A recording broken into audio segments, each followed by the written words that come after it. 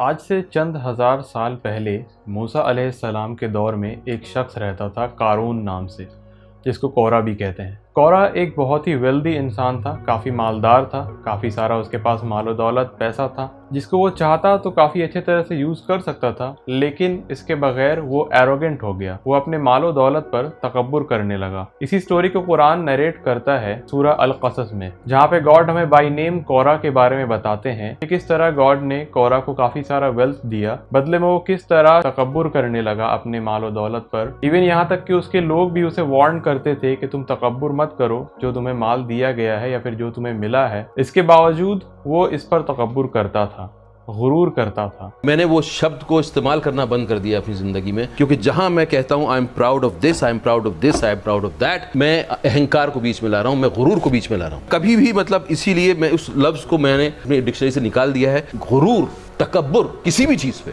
वो ठीक नहीं है, वो गलत रास्ते पे ही लेके जाएगा। वो ये बोल रहा है कि जिस पे मैं गुरूर कर रहा हूं वो बड़ी है, बाकी सब छोटा है। मुझे नहीं सिखाया, मेरे इस्लाम ने मुझे नहीं सिखाया गुरूर करना। सूरह अल क़सस में इसी स्टोरी को नरेट करते हुए गॉड फरमाते हैं कि हमने उसे जो भी कुछ दिया था, उसे चाहिए था कि उस वेल्थ को यूज करके वो लोगों की मदद करता, अपना आखिरत बनाता। जो माल हमने उसे दिया था, ना कि वो दुनिया का होकर रह जाता। उसके लोगों ने भी जब उसको वार्निंग दी कि तुम अच्छा सलूक करो दूसरों के साथ, ऐसा ना करो, गुरूर मत करो, तकब्बुर मत करो, क्योंकि गुरूर और तकब्बुर करने वालों को खुदा पसंद नहीं करता। इसके बावजूद उसने उनकी बात नहीं सुनी। तो लोगों ने इसको यहाँ तक नसीहत दी कि तुम दूसरों के साथ खैरख्वाही करो, अच्छा सलूक करो, क्योंकि खुदा भी तुम्हारे साथ अच्छा सलूक करता है।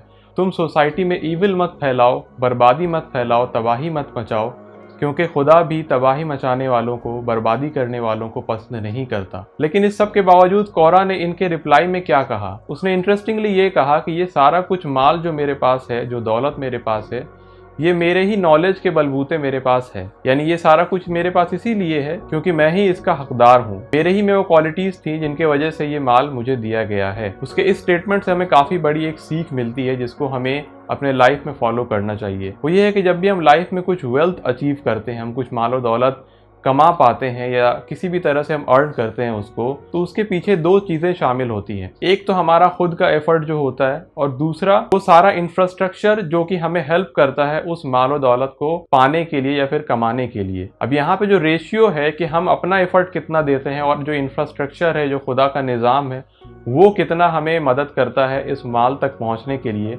वो 1:99 का आप कह सकते हैं कि 1% वो है जो कि हमने एफर्ट पुट किया, लेकिन बाकी 99% जो भी कुछ हमने अचीव किया है अपने लाइफ में, वो कहीं ना कहीं इस इंफ्रास्ट्रक्चर से हमें मिलता है जो कि ऑलरेडी हमें दिया गया था खुदा के जरिए। खुदा ने जो भी कुछ ये निज़ाम बनाया है, दुनिया को बनाया है, इन्हीं सारी अपॉर्चुनिटीज़ के बलबूते हम काफ़ी माल अर्न कर पाते हैं, काफ़ी कुछ हम लाइफ में अचीव कर पाते हैं अगर हम वाकई तौर पर सही से काम करें तो। आप जिस भी फील्ड में काम करते हो, आप इसमें गौर करके देखिएगा कि आप जो भी कुछ एफर्ट पुट करते हैं, जो भी कुछ आप मेहनत करते हैं अपने काम में, वो केवल 1% होता है। लेकिन इसके अलावा 99% वो सारी चीज़ें होती है, वो इंफ्रास्ट्रक्चर होता है, वो सारा निज़ाम होता है जो कि ऑलरेडी मौजूद था, जिसके हेल्प से आप आसानी से उस पैसे को कमा पाते हैं। इसीलिए जब हम इस चीज़ पर गौर करते हैं कि हम जो भी कुछ एफर्ट दे रहे हैं, जो भी कुछ हम मेहनत कर रहे हैं अपने काम में, वो केवल 1% है, और बाकी जो बड़ा 99% का जो कलेक्शन है वो खुदा के इंफ्रास्ट्रक्चर से आता है, जो कि अगर ना होता तो शायद हम उसके बगैर ये सारा कुछ मालो दौलत या पैसा अर्न नहीं कर पाते। इसीलिए हमें इस चीज़ को हमेशा पॉजिटिवली थैंकफुलनेस की तरह देखना चाहिए कि जो भी कुछ हमारे पास है, जो भी कुछ हम अर्न कर पा रहे हैं, वो ईजिली हो या फिर एफर्ट पुट करके, मेहनत करके हो, जैसे भी हो, उसके लिए हमें खुदा का शुक्रगुजार होना चाहिए कि जो भी कुछ उसने हमें ये निज़ाम बना कर दिया है, ये सारा दुनिया जिस तरह से उसने बना कर दिया है, उसके बदौलत ही हम ये सारा कुछ अर्न कर पाते हैं।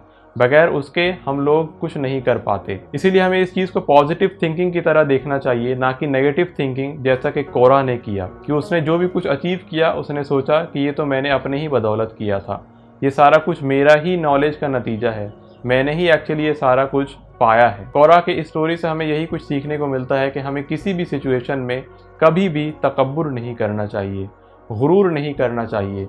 जो भी कुछ हमारे पास है, माल दौलत, वो सिर्फ खुदा का दिया हुआ है। जिस ज़रिए से हमने उसको पाया है वो भी खुदा का ही ज़रिया दिया हुआ है। इसीलिए हमें हमेशा उसका शुक्रगुजार रहना चाहिए। जो भी कुछ हमारे पास है उससे दूसरों की मदद करनी चाहिए और किसी भी हालत में कभी भी तकब्बुर या गुरूर की ओर नहीं देखना चाहिए। मैं मिलूंगा आपके साथ फिर से एक नए वीडियो में, तब तक के लिए अलविदा।